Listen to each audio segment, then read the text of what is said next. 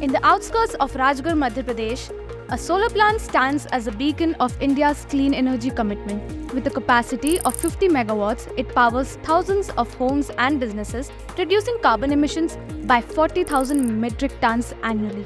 In early 2023, an unforeseen setback struck, a major inverter failure during peak hours.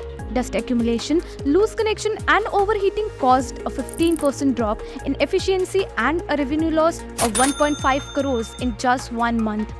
Technicians scrambled to assess the damage, revealing the critical need for preventative maintenance and proactive monitoring in renewable energy.